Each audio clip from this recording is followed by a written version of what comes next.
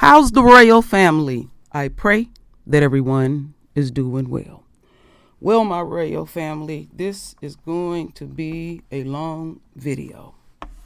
And I was very, very determined to present a series of videos to the royal family.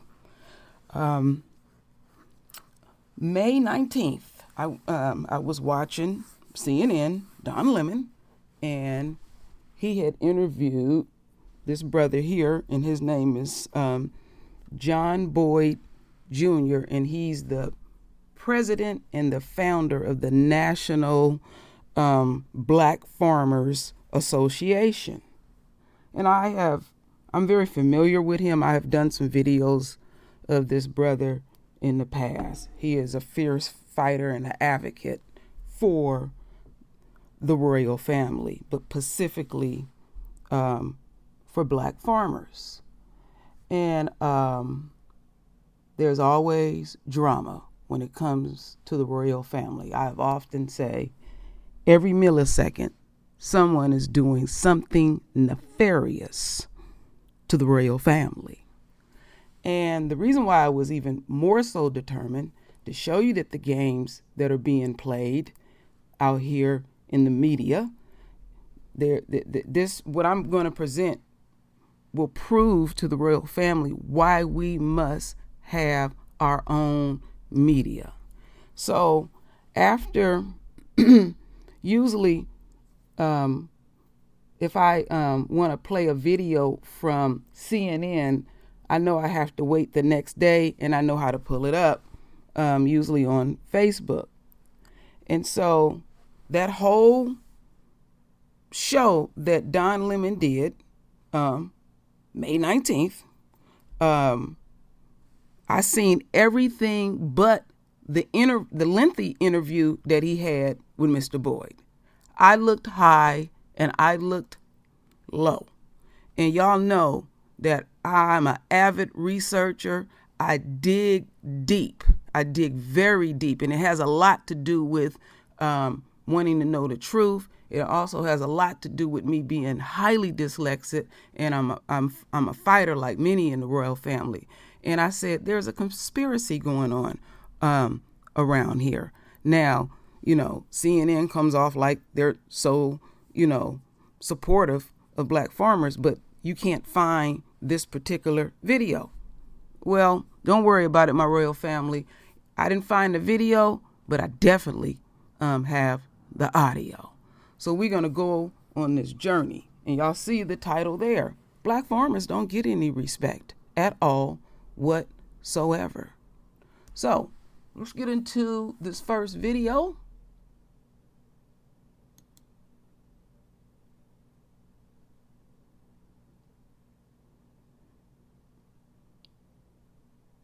How John Deere is helping black farmers and their descendants take back unjustly seized land.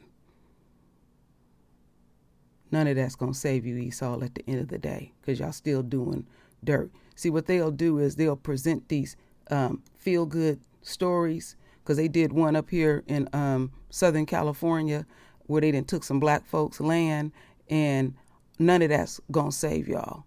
As these last days spiral out, my royal family, we're going to, and we're seeing it in the now, where Esau, no, they didn't really, really, really fucked up.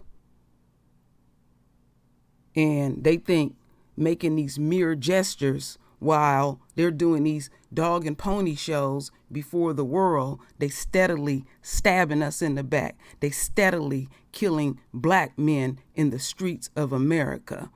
But now the whole royal family. So making these little gestures is not going to save you whatsoever. Prophecies are ever so real. When coronavirus first hit the earth, it was one thing that Big Judah said. He was like, "Wow, literally." Those prophecies are like flying off the pages. We're seeing these things in real time, and we knew these things would happen. And I was like, I'm often telling folks, pray, meditate, and listen to the universe. And I say, you know what it is? Because I will have internal conversations with thyself. I said, we didn't know how it was going to feel.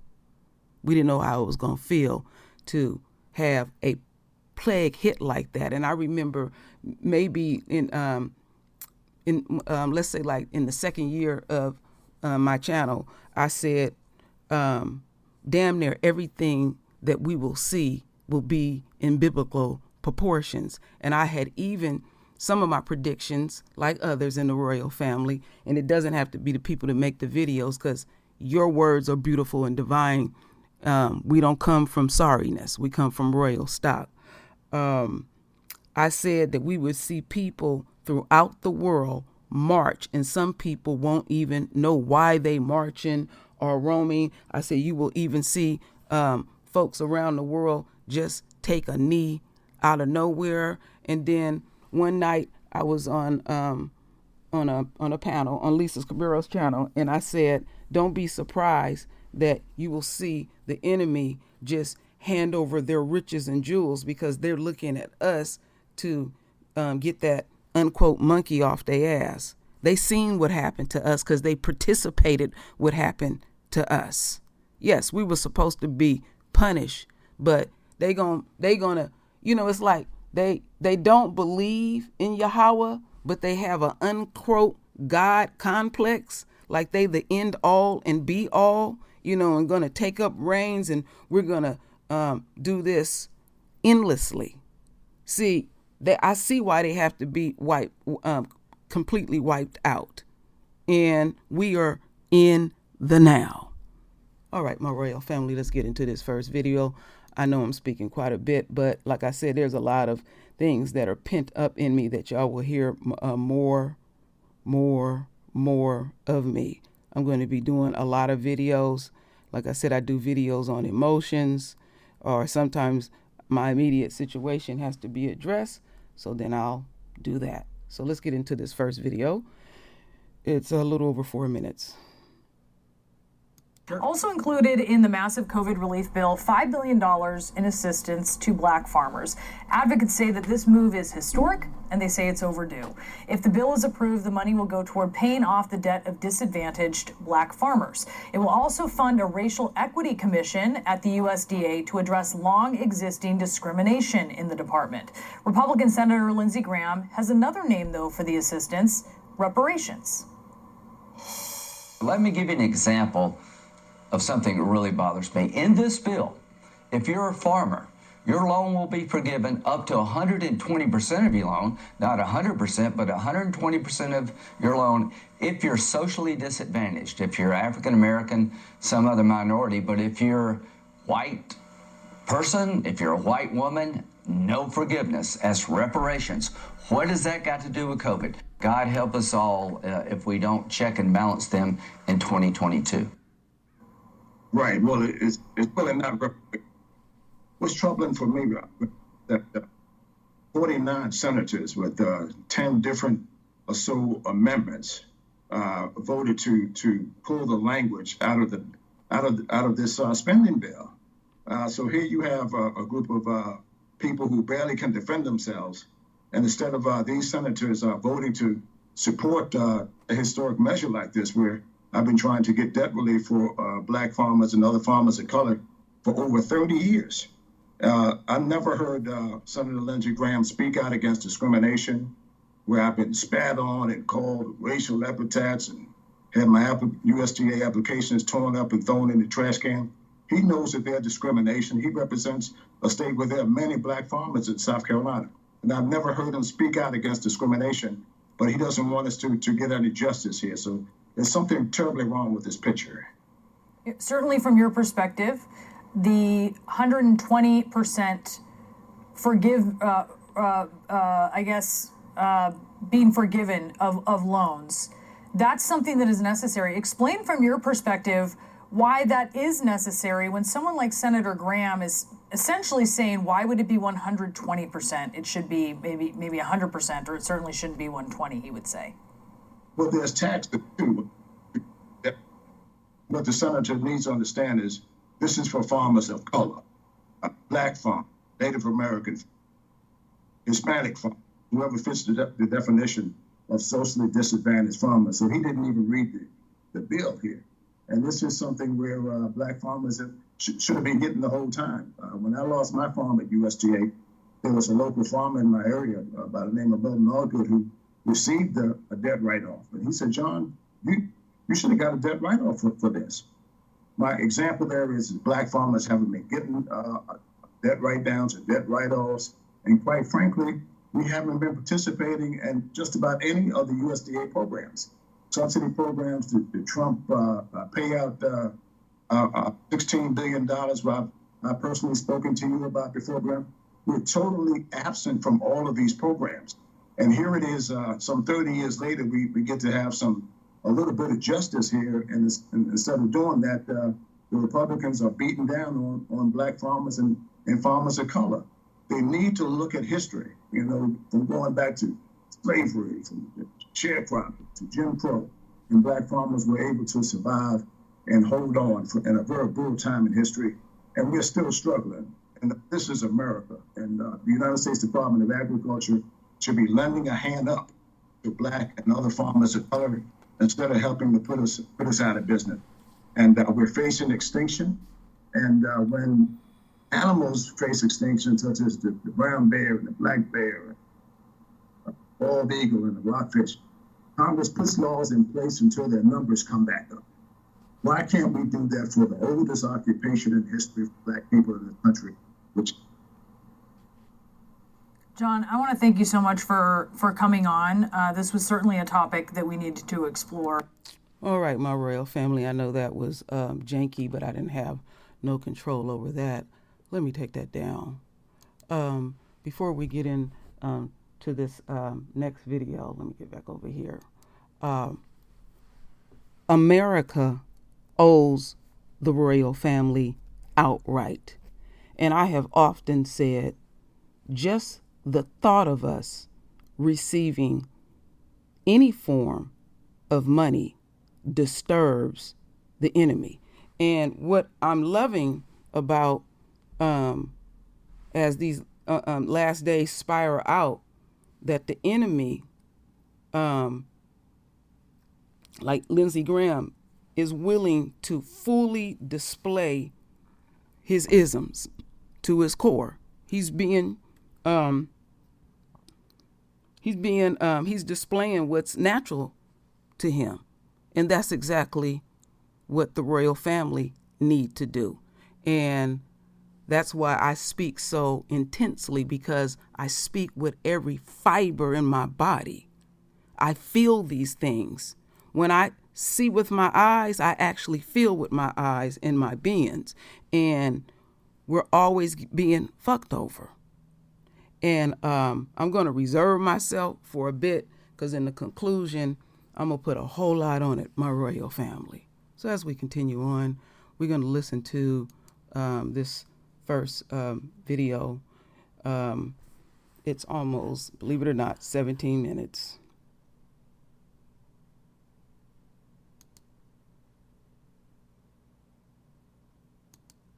We begin today's show looking at a major provision in President Biden's $1.9 trillion COVID relief bill that aims to address decades of discrimination against Black, Hispanic, Native American, and Asian American farmers who've historically been excluded from government agricultural programs.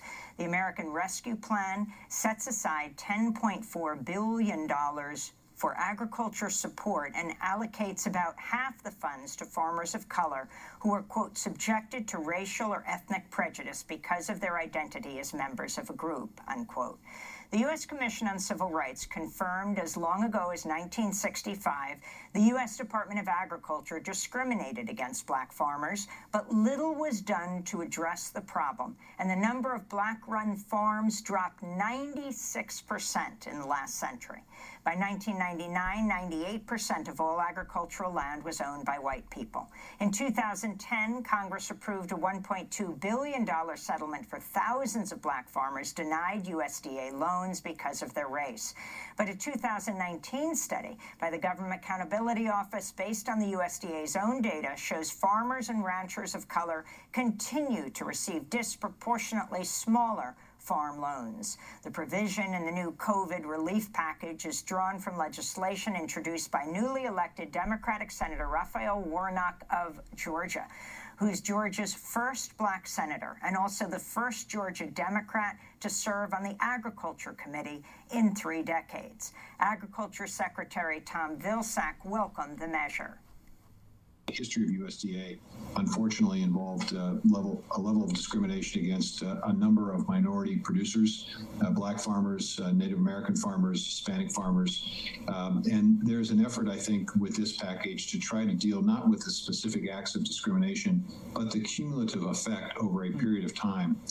When people are discriminated against, they basically get behind, and it's really hard for them ever to catch up.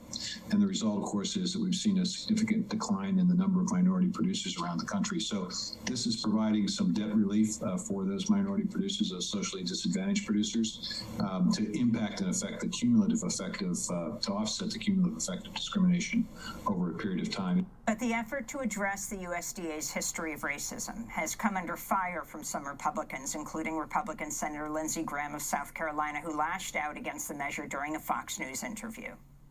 Let me give you an example of something that really bothers me. In this bill, if you're a farmer, your loan will be forgiven up to 120% of your loan, not 100%, but 120% of your loan if you're socially disadvantaged, if you're African American, some other minority, but if you're white person, if you're a white woman, no forgiveness as reparations. What has that got to do with COVID? So if you're in the farming business right now, this bill forgives 120% of your loan based on your race. These people in the Congress today, the House and the Senate on the Democratic side, are out of control liberals. Senator Graham's comments prompted a stern response from House Majority Whip James Clyburn, who's also from South Carolina. He was speaking on CNN. Lindsey Graham is from South Carolina. He knows South Carolina's history. He knows what the state of South Carolina and this country has done to black farmers in South Carolina. They didn't do it to white farmers. We're trying to rescue the lives and livelihoods of people. He ought to be ashamed of himself. For more on the fight to end discrimination at the USDA and restore land to black farmers, we go to Boydton, Virginia, to speak with John Boyd, fourth-generation black farmer, founder and president of the nonprofit National Black Farmers Association.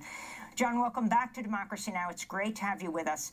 Can you start off by talking about this $5 billion and what it means? Give us the history. $5 billion is historic in nature, Amy, and thank you for having me again. And what it's going to do to help black farmers and farmers of color in this country. You know, as you know, we've been suffering, and the $5 billion calls for debt relief. So that would give many black farmers a jump start if they can get rid of the debt at the United States Department of Agriculture. And there's $1 billion that's set aside for technical assistance and outreach and to really dig down into the core of the discrimination at the United States Department of Agriculture. Both of these measures I've been fighting for over 30 years. So I don't want anybody who's watching this show think that this is some new measure that or new idea or concept that happened overnight. I've been trying to fix this measure for over 30 years at the United States Department of Agriculture. And Amy, I probably spoke to you about it 10 years ago. So we've been trying a long time, and this is a huge victory for black farmers and farmers of color, Native Americans and Hispanics and other socially disadvantaged farmers. Can you explain how over the last century, black farmers lost 90% of their land? Yes.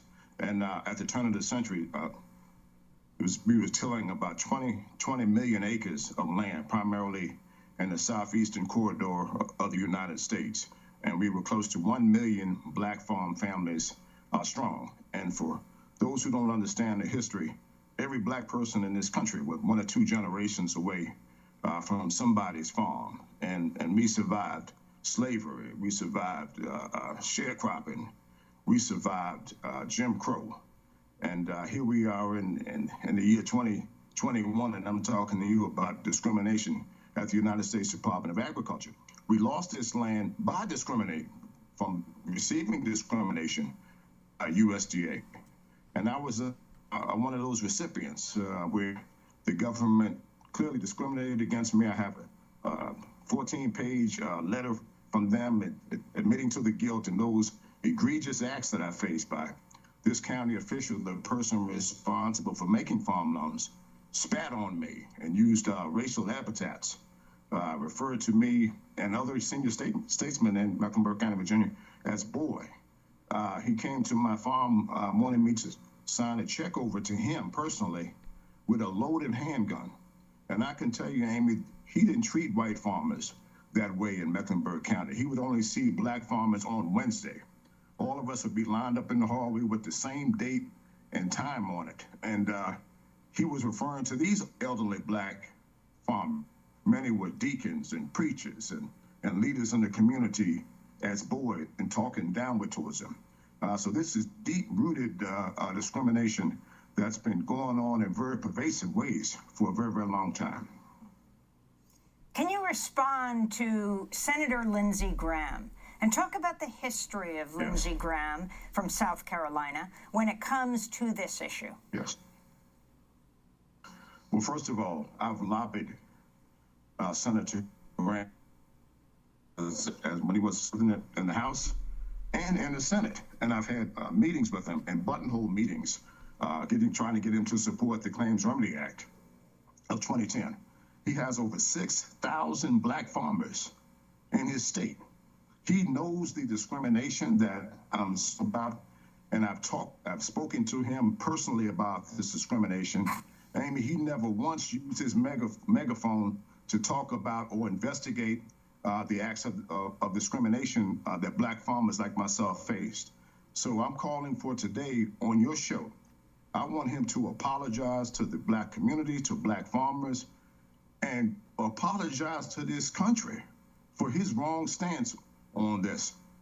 49 members voted on 10 different amendments to strip or lessen the language that was in the COVID spending bill for black farmers.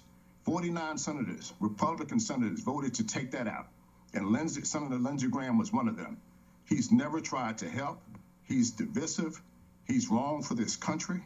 And that message, that concept, the message of hatred, and division that he continues to preach on Fox News isn't the American way. That's not the way to bring America back. Here we are for 30 years trying to get this done. He should have took some time to say, well, what can we do to help this measure to make farming better for blacks and other farmers in this country? And he never once spoke about all of the money going to white farmers. Just, for example, under the Trump administration, $29 billion with a B, went to white farmers. What is his definition of that? All of the subsidies and programs and loans and all these incentives at USDA for all of these decades have went to white farmers. What is his definition of that? So that's what we've been talking about clearly for a long time, a system that has discriminated and mistreated and took and stole land from black farmers for decades, and it went unchecked in this country. If he wanted to check something, he should have been checking about discrimination at USDA. He should have been checking about sharecropping in his historic states, South Carolina. These are things that Senator Lindsey Graham should have been doing. And the significance of it being Reverend Warnock, now Senator Warnock from Georgia, the new Democratic senator, being the one who pushed this forward and sitting on the Agriculture Committee. Yes. This is a historic nature, and my hat goes off to Reverend Warnock, Senator Cory Booker. For the first time in history, Amy, this is a new day in America. We have two blacks on the Senate Ag Committee.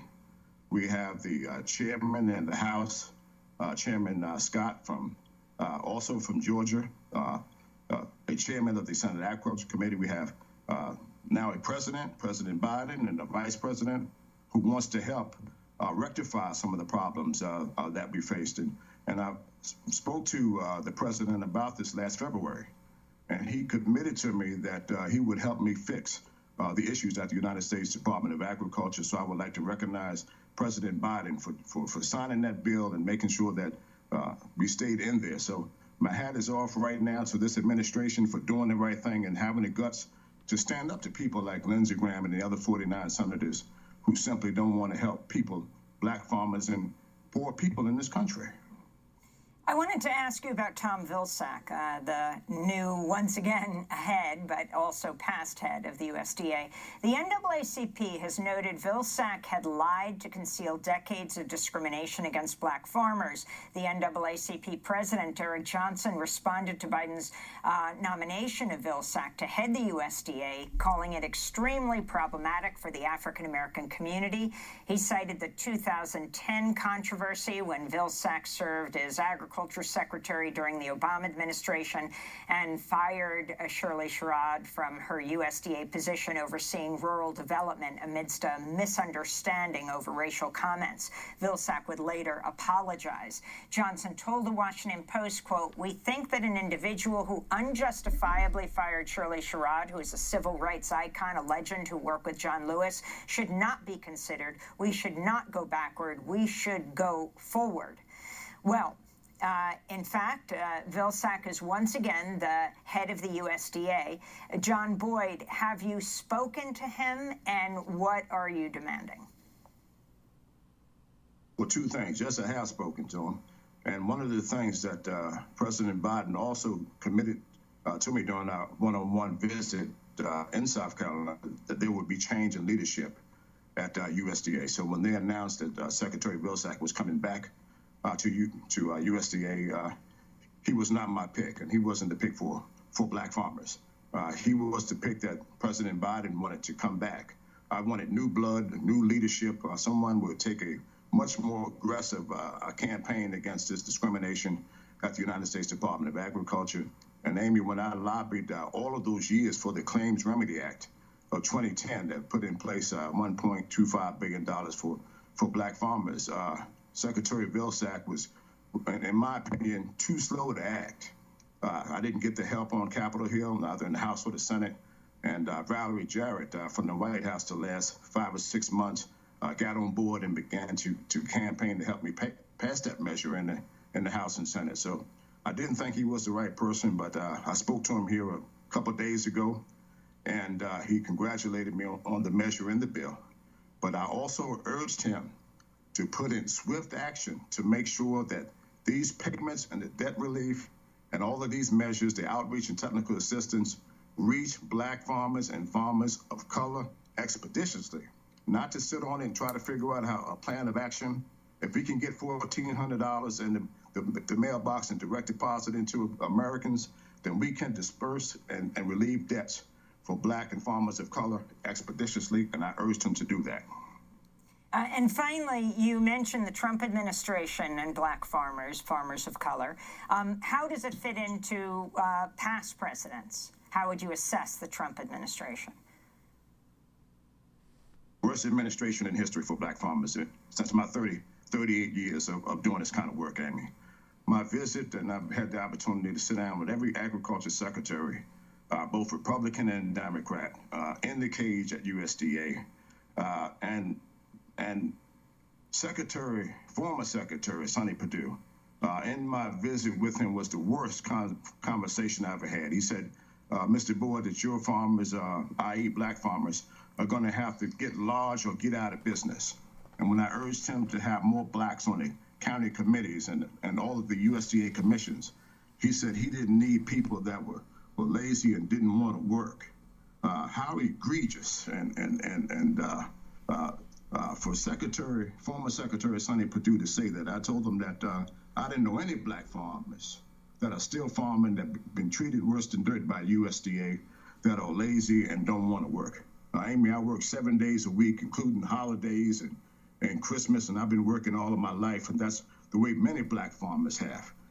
The issue here is we haven't had access to credit the way that the white farmers have. And for that type of position from the Trump administration set us back a little further. And not only just in black farmers, but in race relations in this country. The Trump administration set black people and divided this country.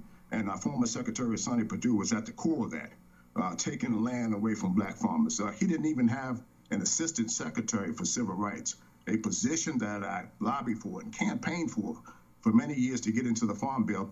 They didn't even fill that position. So what does that tell you about the Trump administration's commitment on civil rights and resolving complaints from black and other socially disadvantaged farmers? Sonny Perdue gets an F from me, and I hope he heads to retirement in politics, because he really done a bad number on blacks and other farmers of color in this country. All right, my royal family. You know, the thing that came to me about this interview, the first thing that came to me is starving the black farmers out. And the other thing that I caught in this video was Valerie Jarrett got on board I think he said 5 or 6 months just before Obama was going to step out of office. So Obama was in office for 8 years and not a damn thing happened at all. You know, they want us to just feel like, you know, well, you got this so-called black president, and that's supposed to suffice all the continuous bullshit that they project on us every millisecond, you know. And now the space and time that we are in, where there's a shortage of everything, you would think this country would want to support as many farmers as possible, because famine is literally here. Everything is in the now. But, you know, the enemy is being true to their nature. So as we continue on, my royal family, let's get into this next video.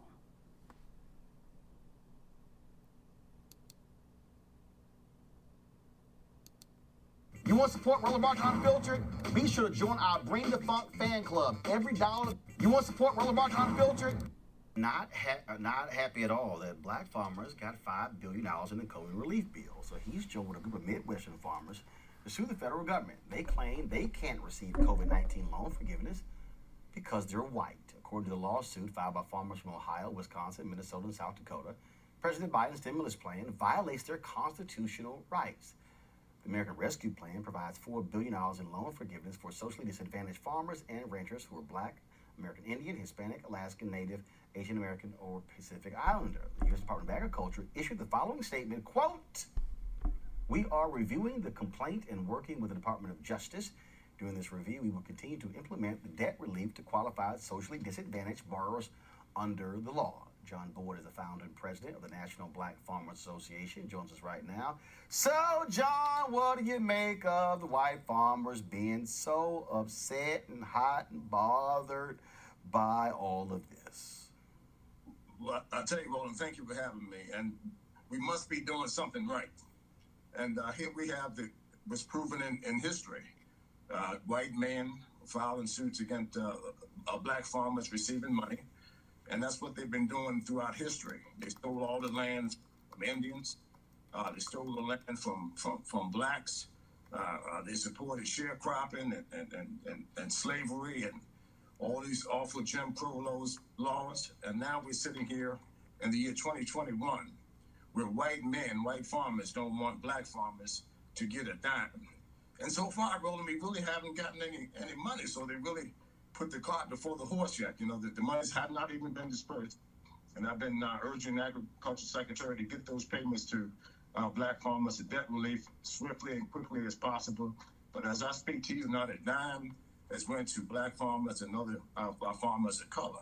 And it shows the hatred, the bigotry that still exists in agriculture. You know, you're sitting there talking about discrimination.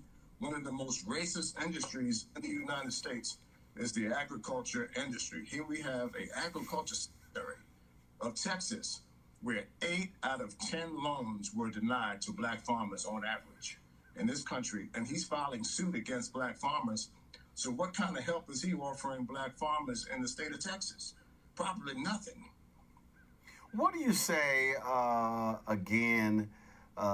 We played the clip earlier. Did you see this Senator Tim Scott on Face the Nation where he called it reverse racism that you guys are receiving, the black farmers are receiving this as if he's completely clueless to the history of black farmers, and then said, well, Pickford, that decision was to fix black farmers not getting funds. This is reverse racism. Well, here's the issue that Tim Scott and the other senator from South Carolina have. They need to really check themselves here, Roland. All of the money, just about 99% of $500 billion went to white farmers in the United States from taxpayer dollars. So here we have a mere $5 billion just scratching the surface, and they've gotten $500 billion with a T. And now they're sitting here talking about reverse discrimination. My question to Tim Scott is, how many times do white farmers get paid? They've gotten all of the money, all of the years, all of the decade, and all of the time. And we are the group that's been totally excluded based on all of the numbers, all of the statistics, from land loss to the lack of loans to the lack of presence at federal offices in the United States of America. These folks are lost, and they really need to check themselves and look at the history. Look in the history of the United States of America, and it shows what I'm saying is factual here. Eugene.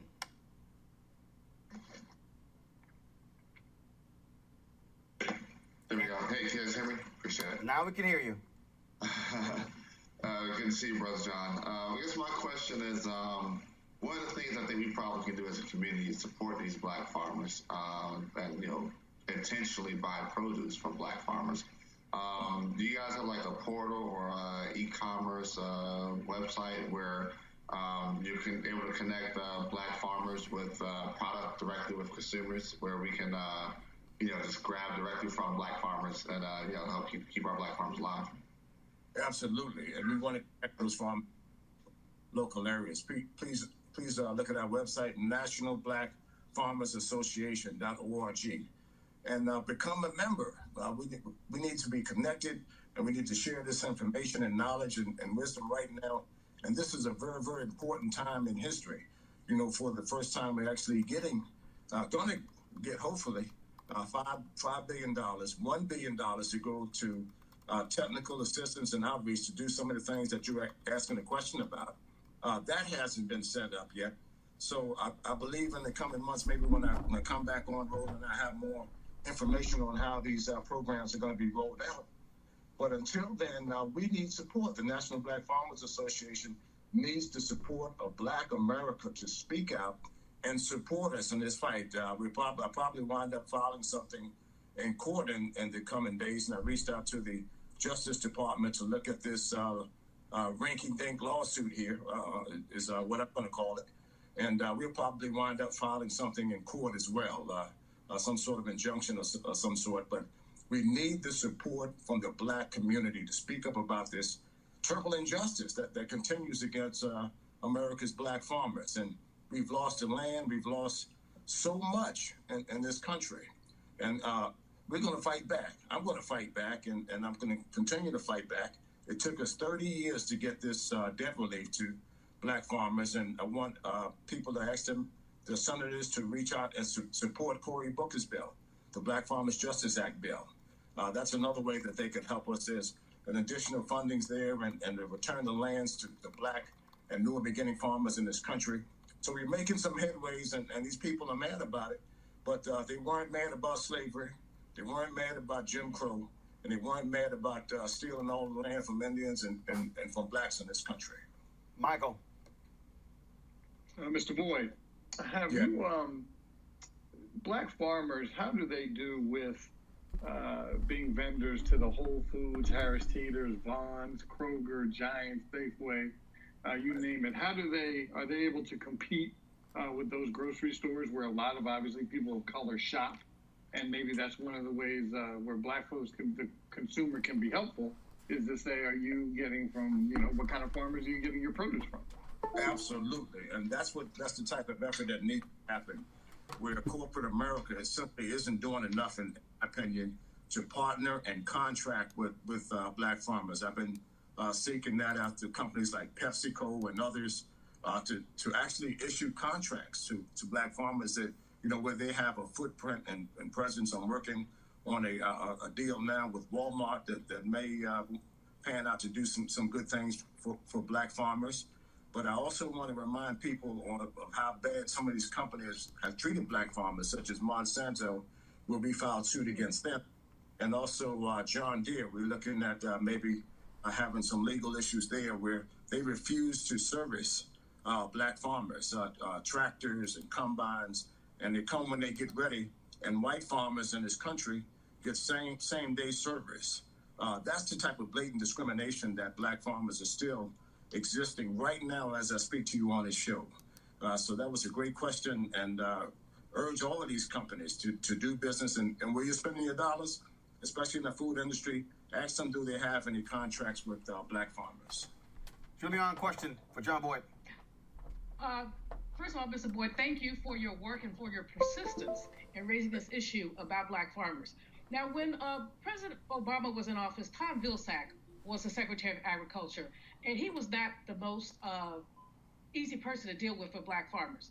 However, he's been reappointed by President Biden. What's your thought about that? Has he been more malleable, or is he still sort of the brick wall that he used to be? Well, as you know, and me and Roland actually spoke about this on his show, we weren't excited about Secretary Vilsack going back to USDA, and I told him just last month, he said he wanted to listen and learn.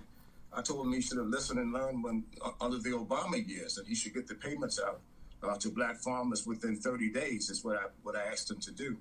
But the president had a Zoom call, and he asked me to support Secretary Vilsack coming back to the Ag Department, because many of us didn't like that issue or that thought.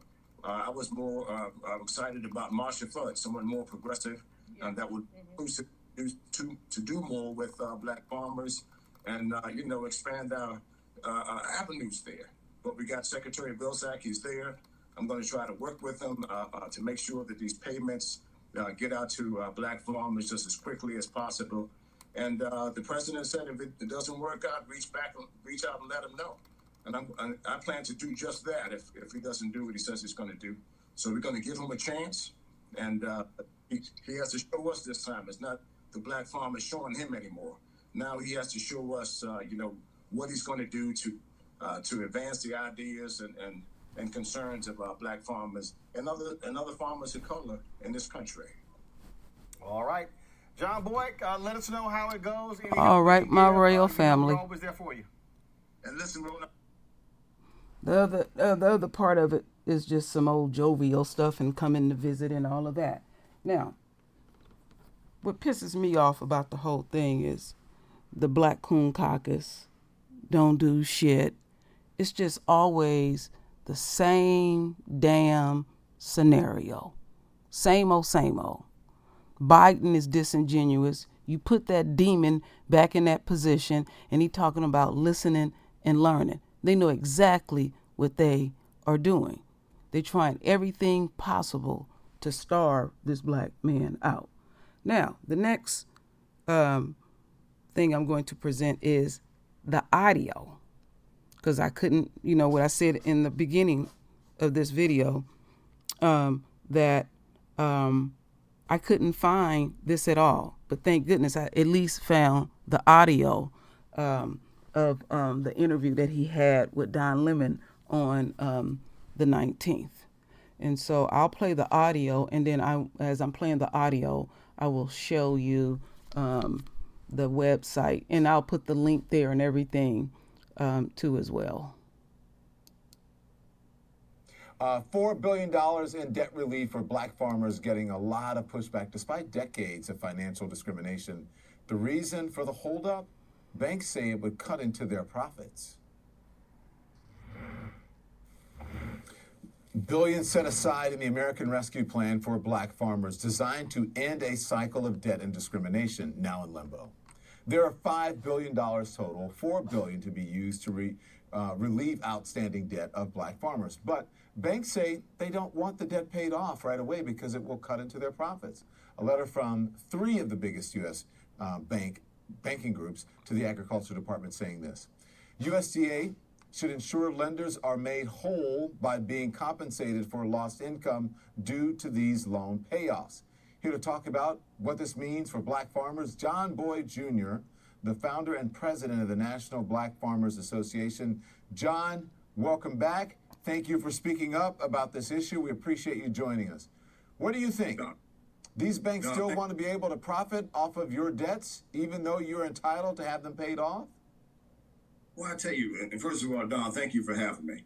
You know, this is a national disgrace. Here's the banking industry who was bailed out by American people, taxpaying citizens just like me and you, writing the Secretary of Agriculture, bad-mouthing here black farmers and farmers of color.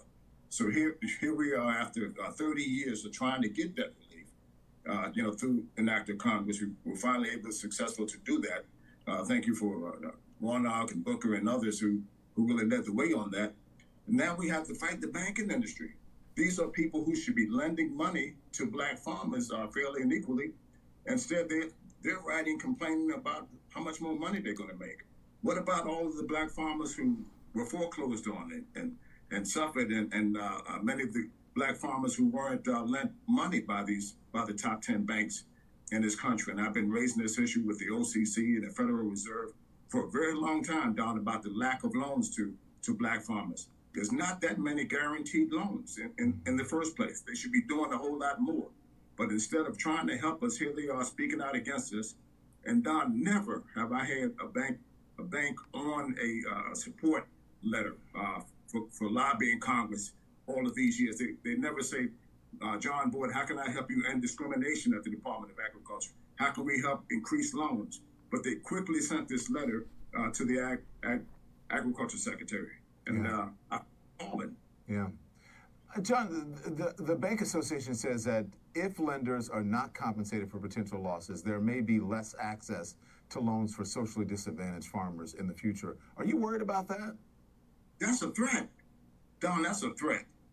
So here we are not getting loans from the Agriculture Department, because if we were, we would be getting direct loans and not guaranteed loans. Mm-hmm. And here now we have the banking system, the very people who should be extending credit fairly and equally in this country, now threatening black farmers by saying, oh, if you get this debt relief, we're not going to lend any more money to black farmers.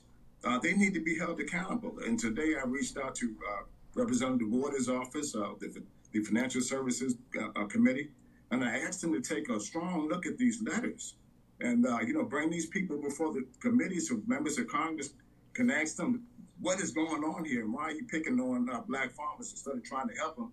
You're trying to hurt them here. Yeah. Well, let's talk about what's happening on the ground with you. What's the status of this relief? Have farmers that you work with seen any money? Well, we haven't got the money, and I've been urging Secretary Vilsack to move swiftly and quickly to get debt relief to black farmers and farmers of color. You need it for planting season, right? It's planting season. We need the money now. And we have everybody who's against this measure, they come out and speak out against it. And, after working on this for so very long, the Agriculture Department says they have to listen and learn. That's the wrong thing to say to black farmers at planting season. And the Secretary is watching this. Mr. Secretary, I'm urging you to get the debt relief out to black farmers quickly, set up the process so we can get technical assistance and outreach and work with those farmers who have been discriminated against. That's what the bill says. And when they foreclose on black farmers, they do it within 30 days. You get a demand note done and say, if you don't have all of the money that you owe the government, we're going to sell your farm in 30 days. Yeah. They should be able to get debt relief to black farmers and farmers of color within 30 days as well. Well, John, a group of white farmers has sued the USDA over the relief, arguing discrimination. I just want to play what the Agriculture Secretary, Tom Vilsack, said about it. Here it is. Okay. Yeah, I have to take you back 20, 30 years when we know for a fact that socially disadvantaged producers were discriminated against by the United States Department of Agriculture. We know this. We have reimbursed people in the past for those acts of discrimination, but we've never absolutely dealt with the cumulative effect. When you look at the COVID relief packages that had been passed and distributed by USDA prior to the American Rescue Plan, and you take a look at who disproportionately received the benefits of those COVID payments, it's pretty clear that white farmers did pretty well. So he says the money designed for social disadvantaged farmers is to deal with the cumulative effects of discrimination. What do you say to the white farmers who find that unfair? Well, I tell you, how many times can you get paid here, Don? That's what I'm saying to America's white farmers who've gotten 99% of all of the monies at the United States Department of Agriculture. Since the 90s, $500 billion have been paid in subsidies to primarily white farmers in this country. This year, 0.05% went to black farmers. 8 out of 10 loan applications in the state of Texas and the other denied by the United States Department of Agriculture to black farmers. We still have some serious issues here at the United States Department of Agriculture. And then white farmers are saying they don't want us to have the debt relief either. They need to take a look at history. When they say this, it's reverse discrimination or it's not fair. Take a look at history. They stole all the land from Indians. They stole all the land from blacks. They enslaved blacks, and we've been sharecroppers. We survived Jim Crow. It's time for blacks and others to get some relief from the federal government. John Boyd Jr., we will continue to follow the story, and we thank you for appearing. All right, my royal family. Take that all the way down. The battle against COVID-19. All the way down. Now, what I was thinking about, my royal family, is the great famine that they had over in those European countries. And I remember many years ago, I had watched a documentary where these uncouth demons, dumb, were dropping like flies. And the thing that was crazy was all they had to do was stick their hand in the ground and potatoes were growing. So they come to America, and when they come to America, remember, the people that came to America were scum. Picture in your mind when it comes to the enemy, the worst of the worst. And what I picture in my mind is, just po white trash, gunk, meth head, no teeth and nothing, and they owning us. Well, when they got here, they couldn't even survive. They was dropping like flies. And to get that correct, because a lot of our folks, or some of our folks, get this wrong, we are indigenous to the entire planet. And these unquote so-called Indians are not the true natives of America. Keep that on your frontal lobe. And these so-called natives are in cahoots with the enemy because this is ours. They owe us greatly. They would not even begin. They will not be able to begin to pay us off. And then also, what I was thinking about was when they enslaved us on our land and they went to Akebalon, they were very specific about what type of black folk they needed. And they knew that some tribes, and it was mainly the women, were experts into growing anything, because they weren't going to survive without us. If you look throughout their history globally, even if we wasn't around them, they was using someone else as a crutch. But overall, they used us. And if you could go down south, if somebody ain't went down south, go during the summer where it's Louisiana. My son just came back there and he said it was so hot and muggy. And I said, can you imagine us out there in them fields picking cotton? Now, my mother passed. When she passed, she was 67 years old. My mother picked cotton Even though by then they was advanced and they could use machines, well, now everybody could purchase those. I would literally, my mother picked cotton. I don't have time to play up here. But the sheer arrogance. So now the white farmers, you know, they jaws is tight. They gonna still keep getting their money. But then they gotta say, who the fuck do you think you are?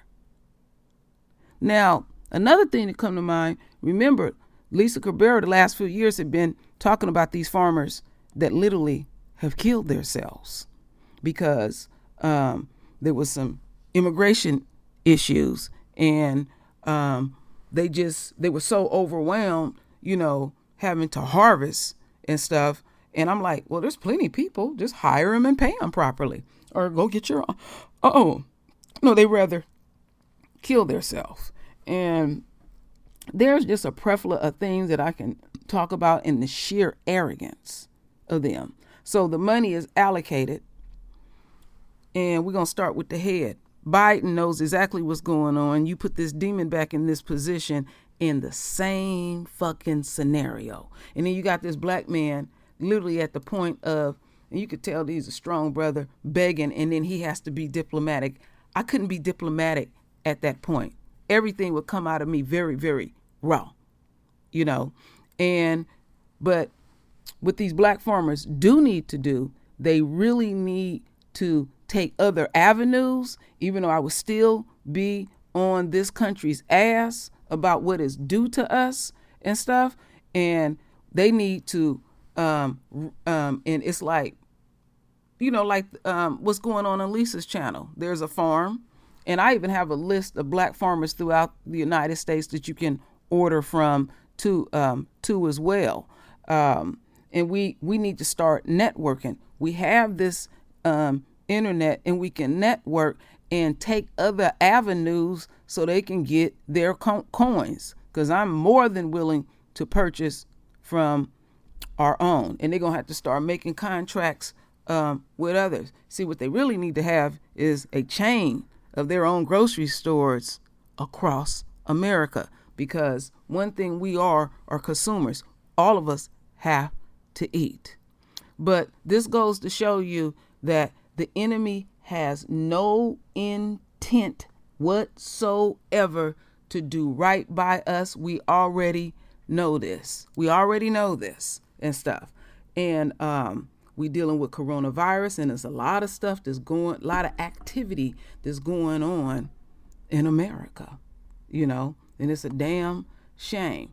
You know, all I do is just report sadness. That's why I have to interject other things and banter sometimes with the royal family, because doing these stories drains you. And I can imagine me presenting it drains us in turn. So I feel much better, my royal family, because I was determined and I was not going to give up. And I wanted to really, really present that audio and everything. So, as usual, my royal family, render your voice with your beautiful divine words. And as always, my royal family, I thank you for your love. I thank you for your support. And with that said, Ashe.